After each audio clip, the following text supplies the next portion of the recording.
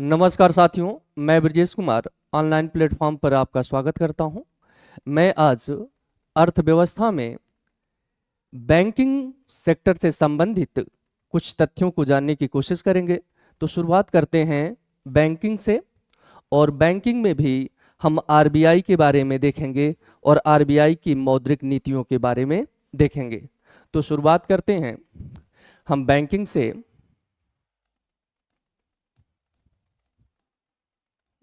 Banking और banking में भी हम आरबीआई की मौद्रिक नीतियों से जो है अपने चैप्टर की शुरुआत करते हैं। मौद्रिक नीतियां,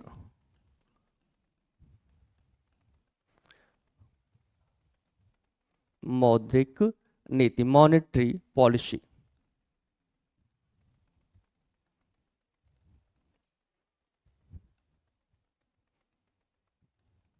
मॉनेटरी पॉलिसी हम सभी जानते हैं, मॉनेटरी पॉलिसी का निर्माण भारत में आरबीआई के द्वारा किया जाता है। अर्थात हमारे देश में या अन्य देशों में भी देखा जाए तो मौद्रिक नीतियों का या मॉनेटरी पॉलिसी का निर्माण केंद्रीय बैंकों के द्वारा किया जाता है। तो भारत का केंद्रीय बैंक आरबीआई है, तो आरबीआई के द्वारा किया जाता है।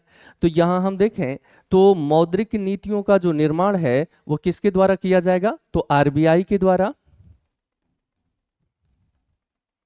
निर्माण जो है किसके द्वारा किया जाएगा, आरबीआई के द्वारा। रिजर्व बैंक ऑफ इंडिया के द्वारा किया जाएगा। इसके उद्देश्यों की हम बात करें कि इसके उद्देश्य क्या हैं,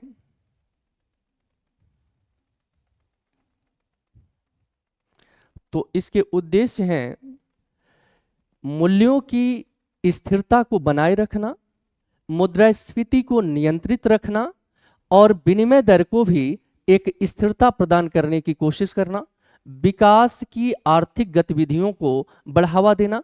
तो उद्देश्यों में हम कह सकते हैं मूल्य स्थिरता, मूल्य स्थिरता। तो मूल्य स्थिरता प्रदान करना मौद्रिक नीति का उद्देश्य होगा। दूसरा हम देखें तो मुद्रास्फीति को नियंत्रित करना,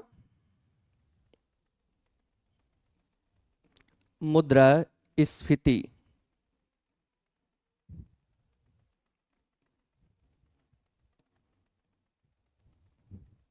नियंत्रित करना, मुद्रास्फीति को नियंत्रित करना भी एक उद्देश्य हो जाएगा। अन्य उद्देश्यों में भी इसमें देखा जाए तो विनिमय दर को नियंत्रित करना,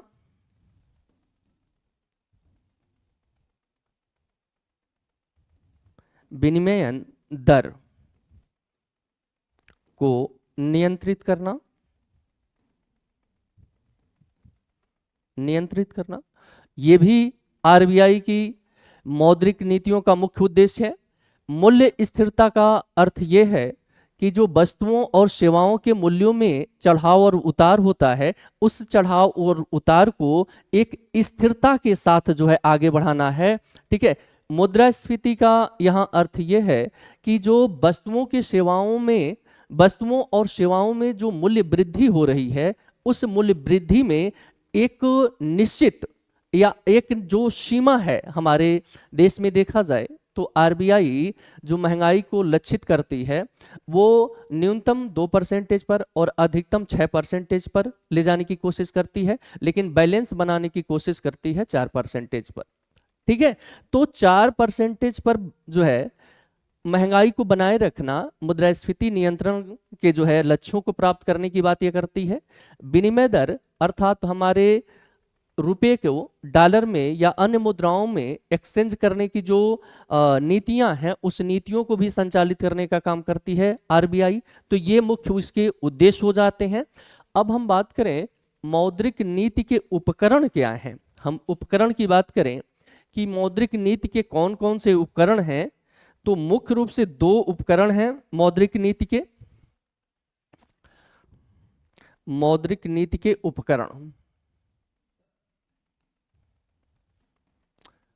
मौद्रिक नीति के उपकरण। Instrument of monetary policy. और इस मौद्रिक नीति के जो उपकरण हैं, इन उपकरणों में मात्रात्मक उपकरण सबसे महत्वपूर्ण होता है।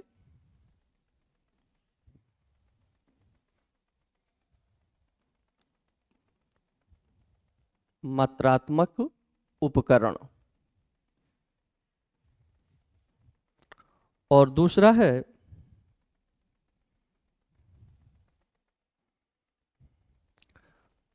गुणात्मक उपकरण।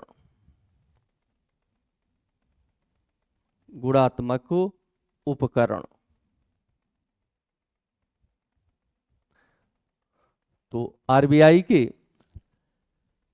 मौद्रिक नीतियों को संचालित करने के लिए कुछ टूल्स की जरूरत पड़ती है, कुछ विधियों की जरूरत पड़ती है। और उस विधियों में देखा जाए तो दो प्रकार की विधियां हैं। एक मात्रात्मक विधि है या मात्रात्मक उपकरण है, और एक जो है गुणात्मक उपकरण या गुणात्मक विधि है। ठीक है, हम मात्रात्मक में बात करें तो मात्रात्मक में जैसे बैंक रेट हो जाएगा। हम मात्रात्मक में देखें तो यहां बैंक रेट हो जाएगा,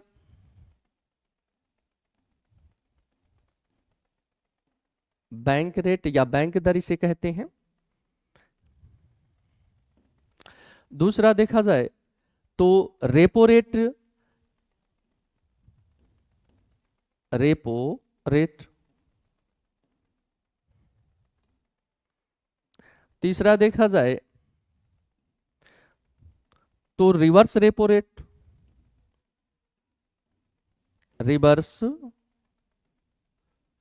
repo rate. CRR, cash reserve ratio,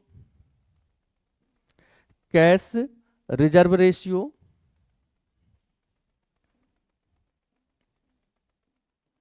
cash reserve ratio. और भी इसमें मात्रात्मक उपकरणों में शामिल होते हैं, जैसे ओएमओ हो गया, ओपन मार्केट ऑपरेशन हो गया, एमएसएफ भी शामिल होता है, मार्जिनल स्टैंडिंग फैसिलिटी भी इसमें शामिल होता है मात्रात्मक उपकरणों में। लेकिन जो हम गुणात्मक उपकरणों की बात करें तो गुणात्मक उपकरणों में वह उपकरण शामिल होते हैं जो मात्रा तो नहीं बताते लेकिन मुद्रा की आपूर्ति में अहम भूमिका निभाते हैं। तो वर्तमान में देखा जाए तो आरबीआई मुद्रा की आपूर्ति को नियंत्रित करने के लिए गुणात्मक उपकरणों का प्रयोग भी तेजी से करना शुरू कर चुकी है। तो इसमें हम देखें तो इसमें आ जाएगा सीमांत आवश्यकता, मार्जिनल रिक्वायरमेंट,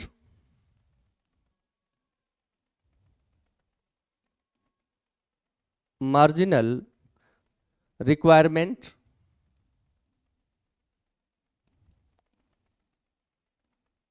रिक्वायरमेंट आ जाएगा, सीमांत आवश्यकता जिसे कहते हैं, मोरल सेशन भी आ जाएगा,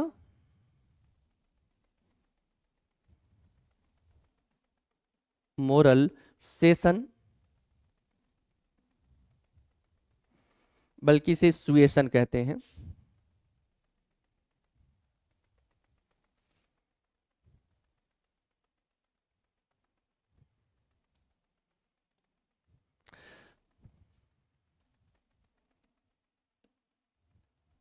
मोरल सुएशन, नैतिक प्रभाव इसे कहा जाता है, जो आरबीआई के द्वारा गुणात्मक उपकरणों में प्रयोग किया जाता है। ठीक है, इसमें उपभोक्ता के ऋण लेने की क्षमता को भी जो है कहीं ना कहीं नियंत्रित किया जाता है। तो यहां लिख सकते हैं कंज्यूमर कंज्यूमर डेप्ट, कंज्यूमर डेप्ट रेगुलेशन,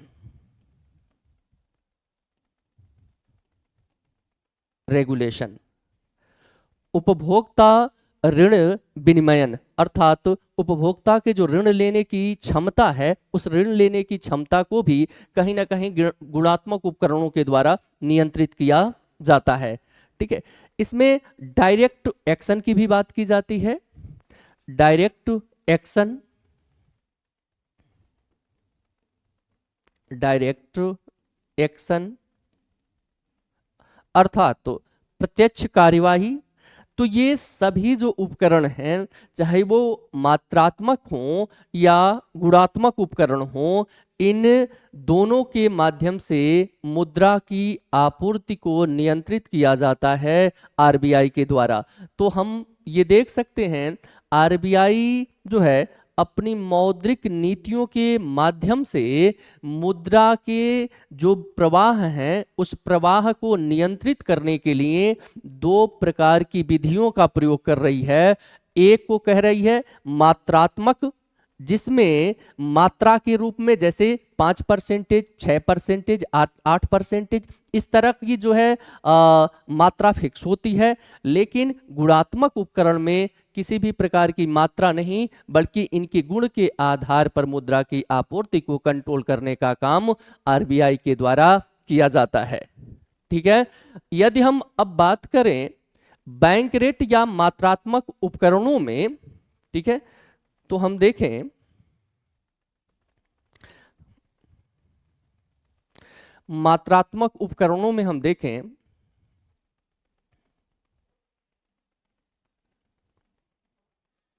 मात्रात्मक उपकरण, हम मात्रात्मक उपकरणों में देखें क्वांटिटेटिव इंस्ट्रूमेंट में हम देखें तो मात्रात्मक उपकरणों में जो बैंक रेट है, बैंक रेट जिसे हम बैंक दर भी कहते हैं, तो बैंक रेट में हमारी आरबीआई, यहां हम देखें तो हमारी आरबीआई कमर्शियल बैंकों को, आरबीआई कमर्शियल बैंकों को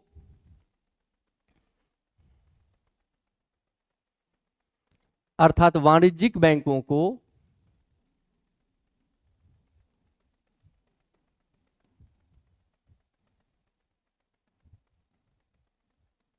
ठीक है, कमर्शियल बैंक। तो बैंक रेट वह रेट है जिसमें आरबीआई वाणिज्यिक बैंकों को दीर्घकालिक लोन प्रदान करती है, अर्थात दीर्घकालिक ऋण प्रदान करती है, और उसके बदले में जो ब्याज लेती है, जो इंटरेस्ट लेती है, उसी दर को बैंक दर कहा जाता है। अर्थात हम कह सकते हैं कि बैंक रेट वह दर है जिस पर वाणिज्यिक बैंक आरबीआई से ऋण लेते हैं और बदले में ब्याज देते हैं। जिस दर पर यह ब्याज दिया जाता है या फिर आरबीआई के द्वारा जो ब्याज दर लगाई जाती है, उसी दर को हम जो है बैंक रेट कहते हैं। तो ये किस प्रकार का ऋण है? तो ये हम देखें, यह दीर्घकालिक ऋण है। कैसा ऋण है? दीर्घकालिक ऋण है। ठीक है, लॉन्ग टर्म लोन। तो ये लॉन्ग टर्म लोन है जो आरबीआई के द्वारा दिया जा रहा है। और वाणिज्यिक बैंक जो है आरबीआई को क्या प्रदान करेंगे? तो इंटरेस्ट या ब्याज प्रदान करेंगे।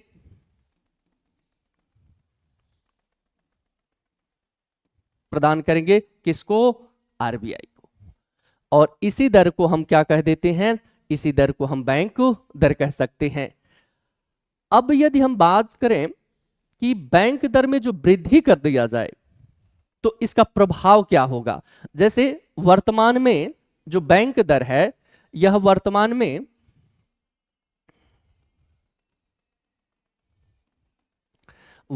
में जो बैंक दर है ये 6.75% है। 6.75% है। यदि आरबीआई बैंक रेट में वृद्धि कर दे तो इसका प्रभाव क्या होगा?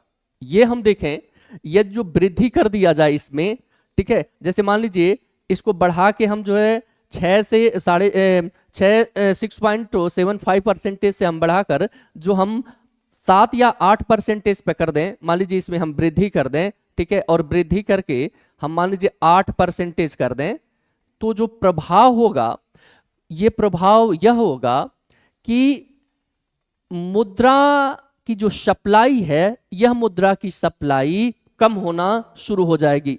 कैसे कम होना शुरू हो जाएगी? तो हम जानते हैं हमारी आरबीआई बैंकों का बैंक है, अर्थात तो जितने वाणिज्यिक बैंक हैं, कमर्शियल बैंक हैं, यह जो है आवश्यकता पड़ने पर आरबीआई से ऋण लेते हैं, इसलिए उसे बैंकों का बैंक कहा जाता है। तो यदि आरबीआई पहले ब्याज जो है 6.75% लेता था, तो अब जो लोन देगा वो 8% पे देगा, अर्थात अब ब्याज जो है 8% लेगा।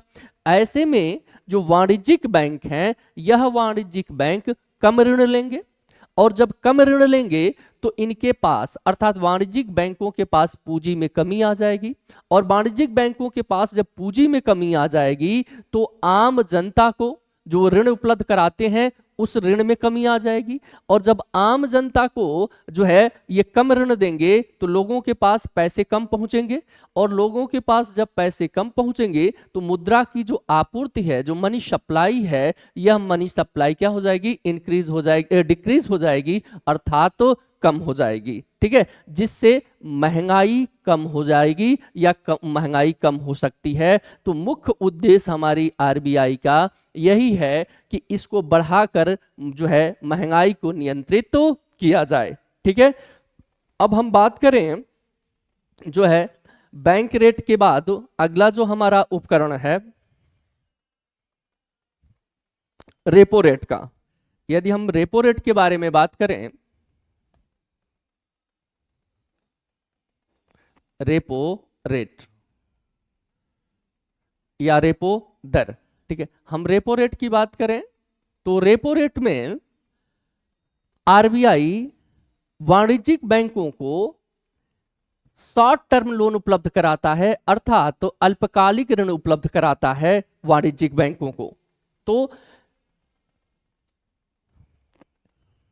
रेपो रेट में आरबीआई वाणिज्यिक बैंकों को अर्थात कमर्शियल बैंकों को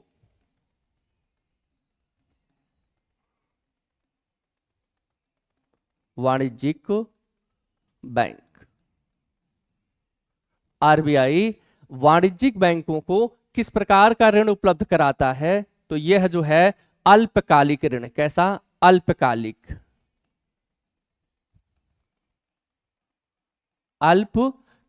जो है ऋण उपलब्ध कराता है। अरे तो रेपो रेट के माध्यम से आरबीआई वाणिज्यिक बैंकों को अल्पकालिक ऋण उपलब्ध कराता है, और बदले में वाणिज्यिक बैंक आरबीआई को ब्याज देते हैं।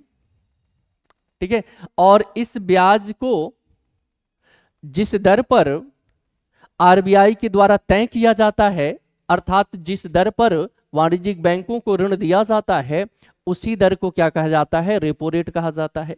तो रेपो रेट वह दर है जिसमें वाणिज्यिक बैंक आरबीआई से उधार लेते हैं और बदले में आरबीआई इनसे ब्याज लेती है। जिस दर पर वह ब्याज लेती है उस दर को जो है रेपो रेट कहा जाता है। और वर्तमान में यह रेपो रेट, हम वर्तमान में रेपो रेट की बात करें, वर्तमान में हम रेपो रेट की बात करें तो वर्तमान में जो रेपो रेट है वो 6.5% है, 6.5% है रेपो रेट। यदि रेपो रेट में वृद्धि कर दिया जाए तो वृद्धि का भी प्रभाव वही होगा जो बैंक रेट का हुआ था, अर्थात यदि हम रेपो रेट में वृद्धि कर दें, यहां हम देखें कि जो रेपो रेट है जिसको हम आरआर कह रहे हैं, ठीक है, रेपो रेट आरआर, और आरआर में हम वृद्धि कर दें, ठीक है, आरआर में मान लीजिए हम वृद्धि कर दें तो इसका प्रभाव क्या होगा? इस वृद्धि का प्रभाव हम देखें,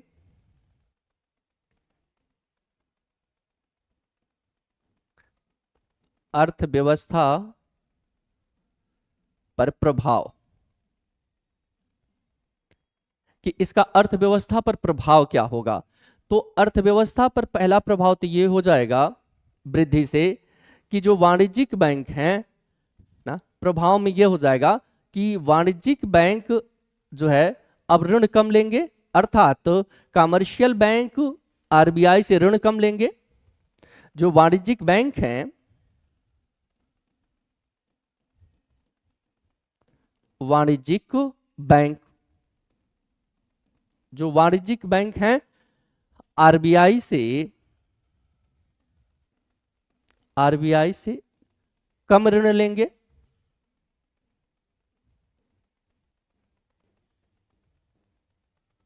आरबीआई से कम ऋण लेंगे। अब जब आरबीआई से ये कम ऋण लेंगे तो जाहिर सी बात है इनके पास पूंजी की कमी हो जाएगी, अर्थात वाणिज्यिक बैंकों के पास पूंजी की कमी हो जाएगी। ठीक है, जब ऋण कम लेंगे तो इनके पास वाणिज्यिक बैंकों के पास पूंजी की कमी हो जाएगी।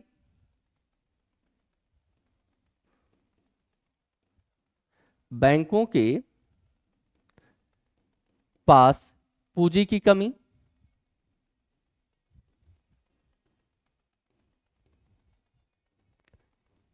पूंजी की कमी हो जाएगी। और जब पूंजी की कमी हो जाएगी तो यह आम जनता को ऋण कम दे पाएंगे, अर्थात तो यह लोगों को ऋण कम दे पाएंगे वाणिज्यिक बैंक। तो हम ये कह सकते हैं कि इनमें जब ऋण लेने की क्षमता की जब कमी आएगी तो पूंजी में कमी, पूंजी में कमी तो जनता को कम ऋण देंगे। ये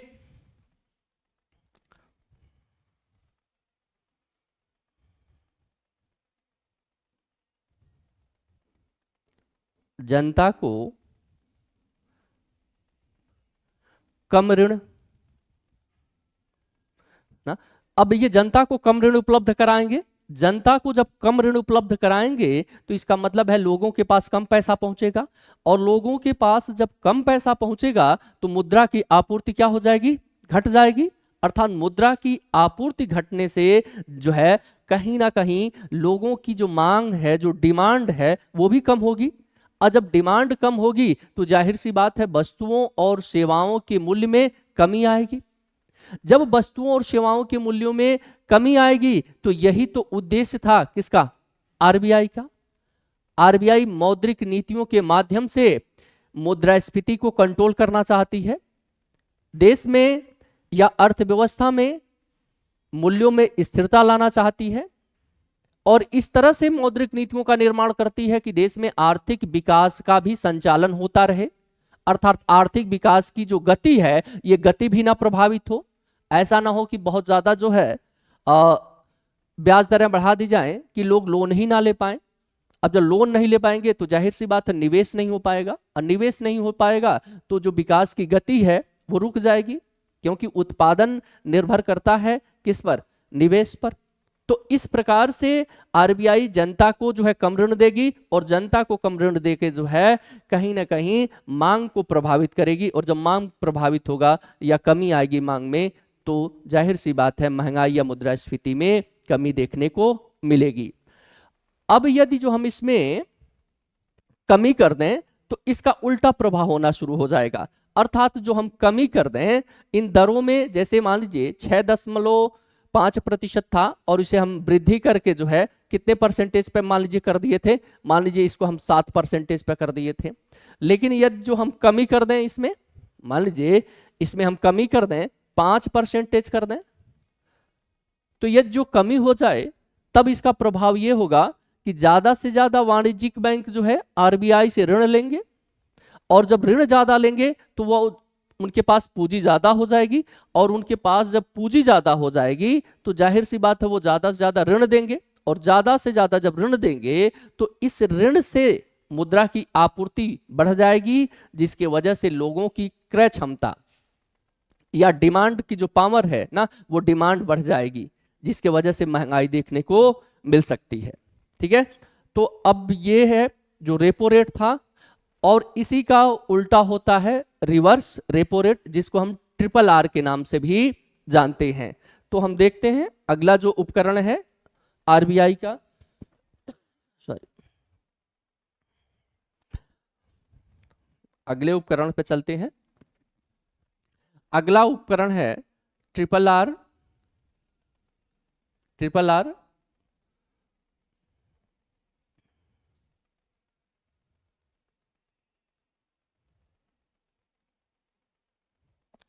reverse repo rate, reverse repo rate. ठीक है, रिवर्स रेपो रेट में देखा जाए तो इसमें भी, रिवर्स रेपो रेट में भी RBI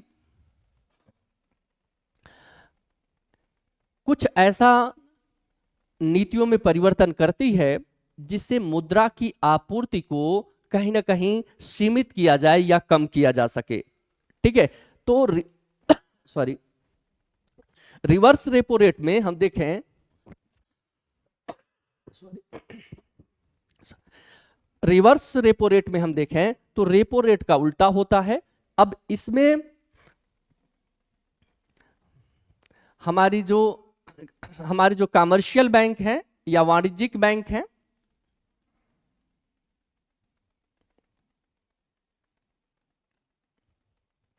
commercial bank, commercial bank RBI को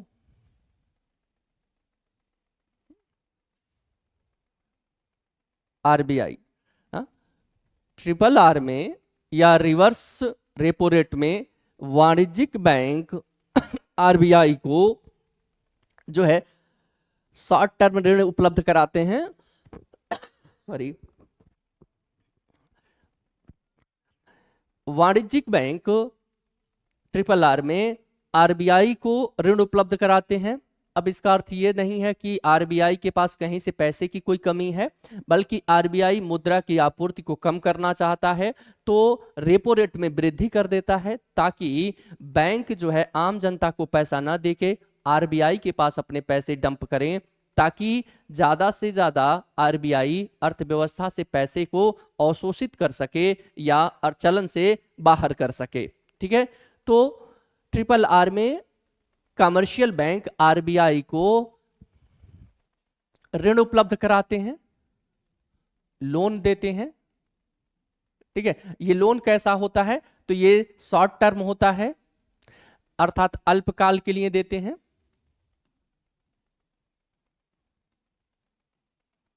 ठीक है, अल्पकालीन जो ऋण होता है वो अल्पकालीन होता है, और बदले में देखा जाए तो जो आरबीआई है, बदले में आरबीआई ब्याज देती है किसको, वाणिज्यिक बैंकों को। जिस दर पर यह ब्याज देती है उसी दर को जो है ट्रिपल आर कहा जाता है, अर्थात रिवर्स रेपो रेट कहा जाता है। और वर्तमान में रिवर्स रेपो रेट देखा जाए तो 3 वर्तमान में हम जो रिवर्स रेपो रेट को देखें,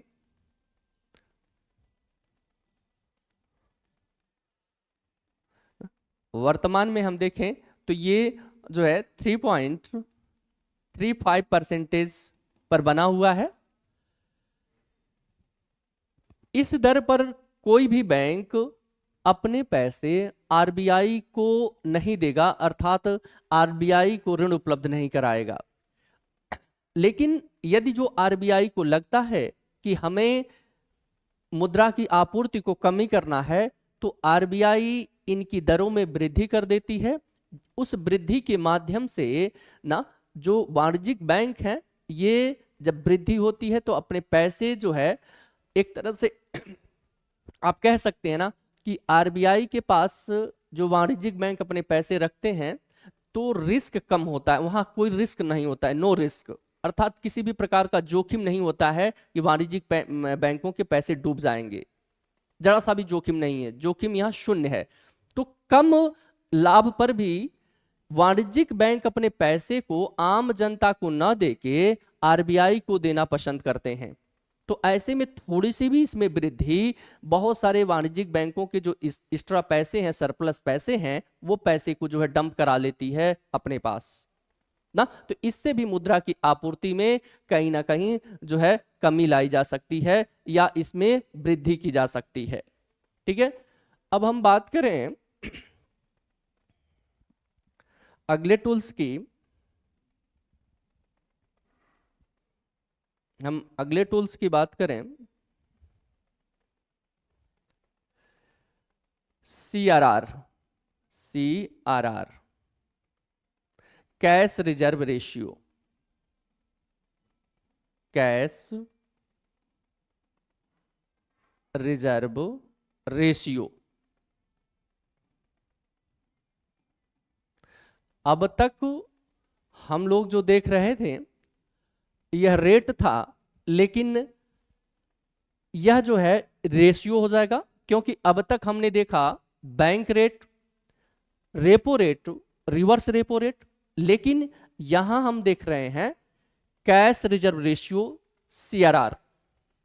ठीक है, इसको हम नगद रिजर्व अनुपात भी कहते हैं या नगद कोष अनुपात भी इसे कह देते हैं। नगद कोष अनुपात, नगद कोष अनुपात। ठीक है। अच्छा, नगद कोष में क्या होता है कि जो वाणिज्यिक बैंक हैं, जो कमर्शियल बैंक हैं, ठीक है,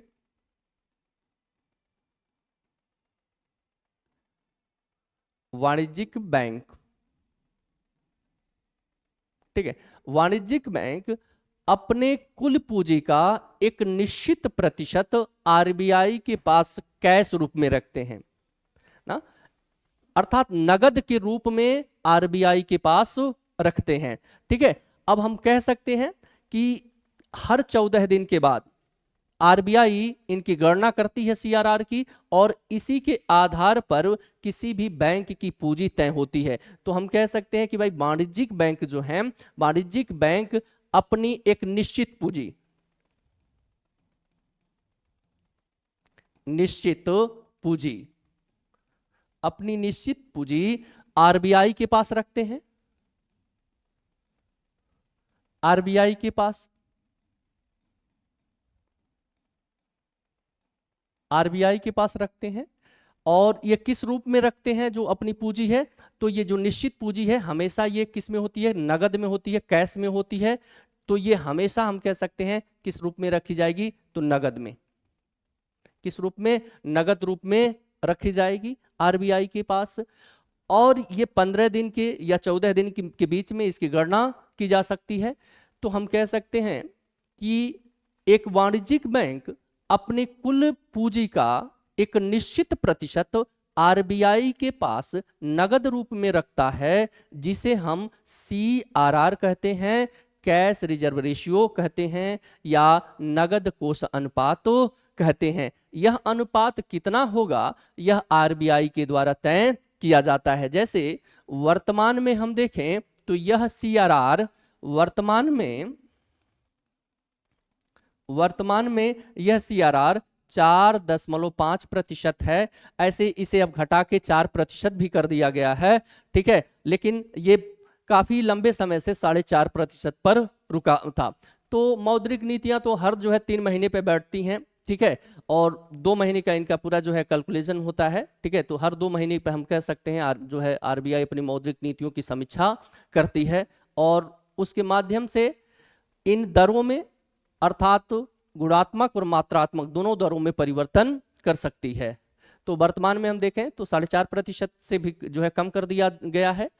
अब यदि जो CRR में वृद्धि कर दिया जाए, अर्थात तो कैश रिजर्व रेशियो में जो वृद्धि कर दिया जाए, तो इसका प्रभाव क्या होगा अर्थव्यवस्था पर। इस प्रभाव की हम बात करें तो हम देख सकते हैं जो वृद्धि कर दिया जाए, मान लीजिए हम इसे 4.5% से बढ़ाकर जो हम इसे 6% पे कर दें, अर्थात हम वृद्धि कर दें, तो 6% जैसे ही होगा, इसका मतलब यह होगा कि जो वाणिज्यिक बैंक हैं, जो कमर्शियल बैंक हैं, वाणिज्यिक बैंक, जो वाणिज्यिक बैंक हैं, ये अपनी पूंजी को ज्यादा से ज्यादा किसके पास रखेंगे? आरबीआई के पास। तो वाणिज्यिक बैंकों की जो पूंजी है इसमें क्या आएगी? कमी आएगी। तो वाणिज्यिक बैंकों की पूंजी में कमी आएगी,